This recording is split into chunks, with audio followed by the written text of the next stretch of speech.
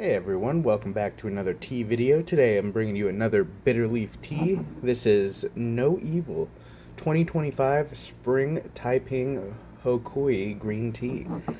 This is a very interesting one. As you'll notice, it's a very long tin. Um, this is how the leaves look. They are like long, I don't know, spindly bits. Very interesting. I haven't seen a tea like this before. Very excited to try it. But first, we'll get into the website descriptors. Just read off what the company says about it. Then I'll show you the packaging, show you the tea, and we'll get in with that first wash.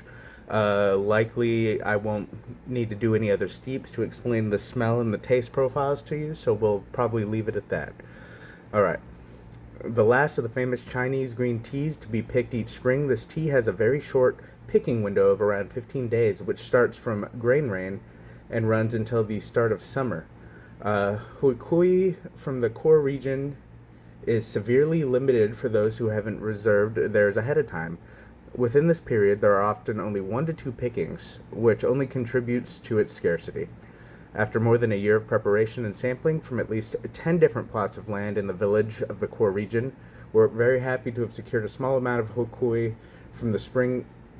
Stands out not only from other styles of green tea, but from other Houkui teas as well. Unlike some other areas such as Yunnan, where tea cultivation has at times traded pieces with other agricultural products, the practice of making Houkui in core region has remained consistent for generations. That heritage shows through both in the slender, labor-intensive leaves and in the cup.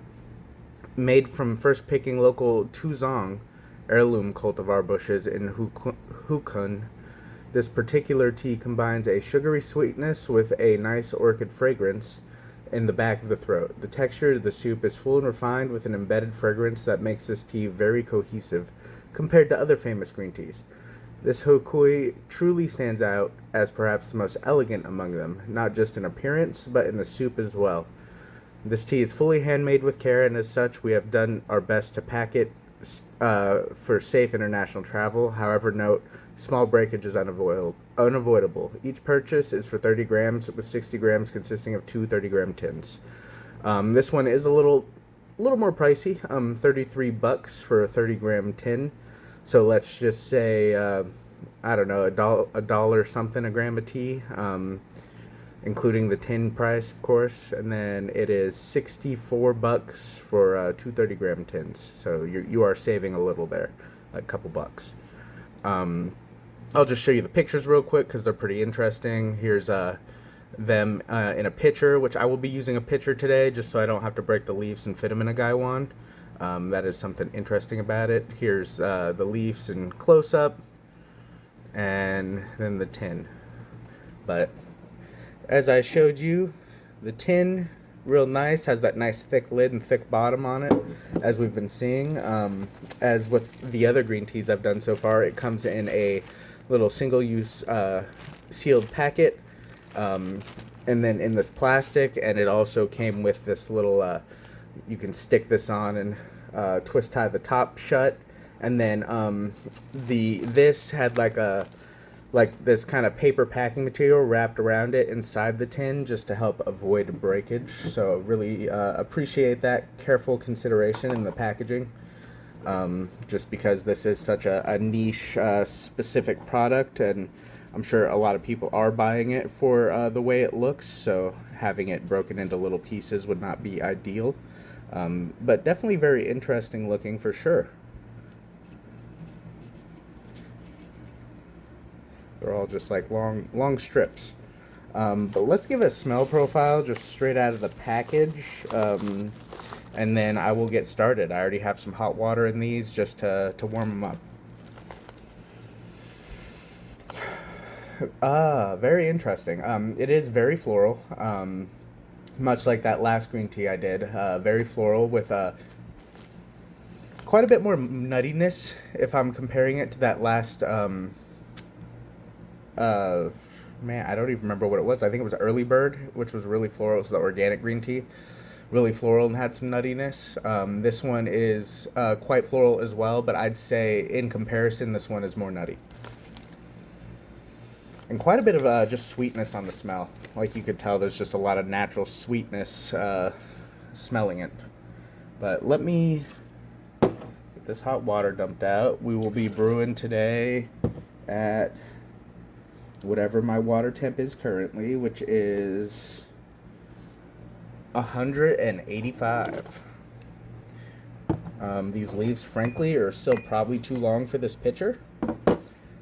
They stick up over the top just a bit, but that's okay. We'll try our best.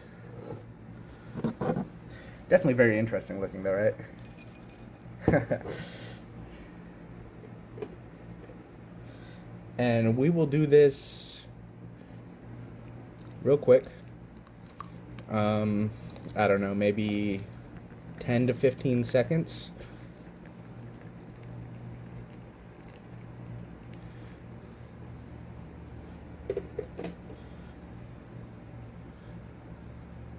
And maybe we'll do this in reverse today.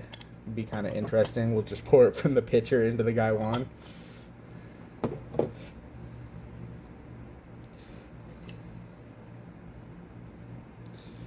Yeah, they should shrink down once they get wet, right?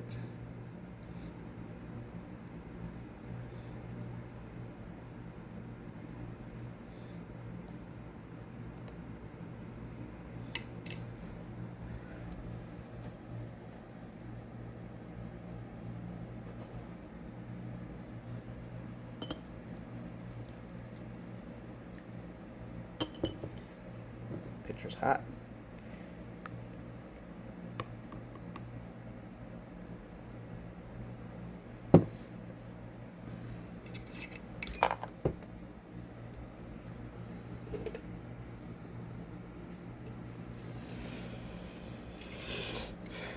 Fumbling around here. All right, that out of there.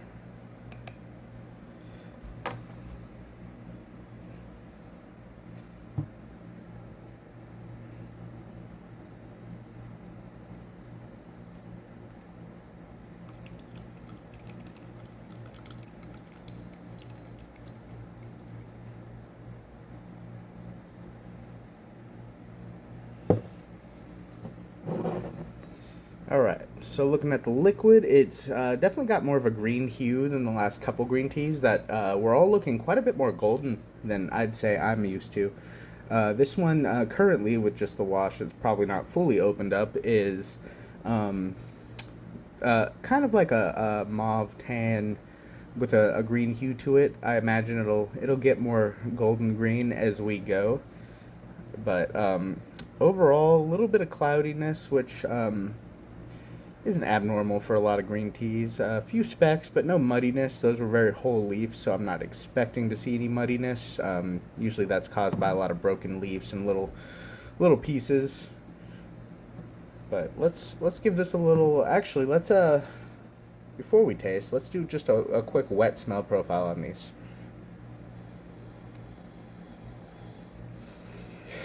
Very interesting. The wet smell on these, I'm not getting as much floral or sweetness now. I'm mainly getting like chestnut, edamame, roasted soybean. There's a little floral in there, but it's nowhere near as strong as it was at first. And now we'll give this wash a little taste.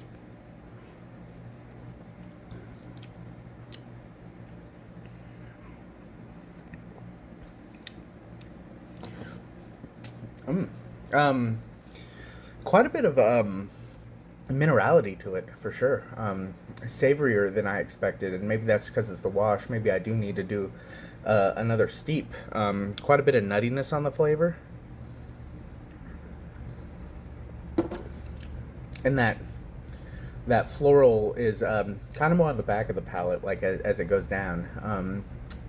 Body's pretty light. Green tea, I don't expect a ton of body. It's definitely light, and then that minerality contributes to kind of like a crispness and a little bit of a mouth drying effect on the back end. At first, it's like makes your mouth water a little, and then as you're once you drink it, once it goes down your throat, your mouth kind of starts to dry out a little. So yeah, definitely interesting for sure. I think what I'm going to do is I'm going to finish drinking this wash and then I'll do another steep just to see if there are any adjustments because I feel like there might be. All right, so now we are going to. I transferred them over to the guy once since I'm not really worried about breaking the leaves now that they're wet.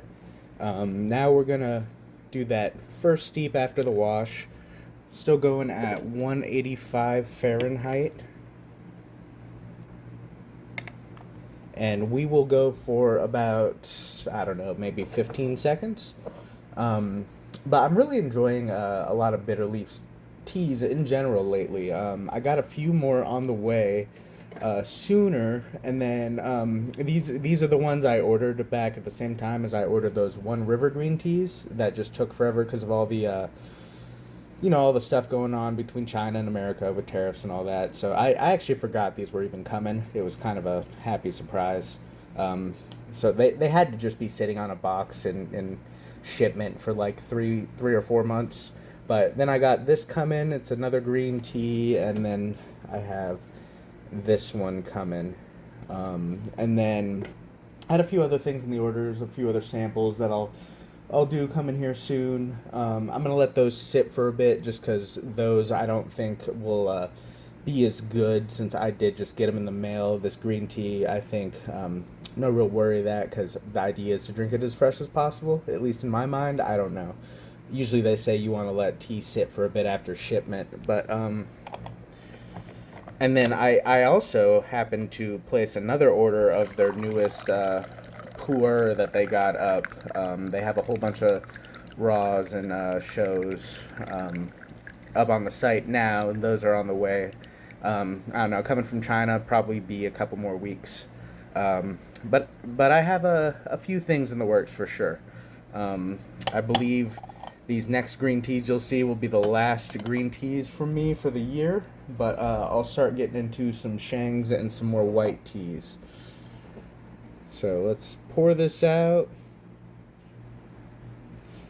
Definitely in person. Something I always stress is it looks more green in person than you're seeing on camera. For whatever reason, it doesn't translate to camera as well. I will say these leaves look really beautiful still. Really like long, slender. It's really interesting for sure. But they're very whole, so very unbroken. The packaging worked well. I think I am getting a little more of that floral scent coming through on the wet leaves now. It was weird that first steep. It was just like all nutty. Um, it just took over. But now I'm getting a little more of that floral, I think. Um, but I think it's a good idea for me to be drinking green tea. I know in traditional Chinese medicine, green tea is supposed to be cooling. And boy, is it hot in Arizona right now, let me tell you. I think it's like 10 a.m. and it's already approaching, what is it right now, 96 Fahrenheit, so it's quite warm here. But let's give this first steep a little taste.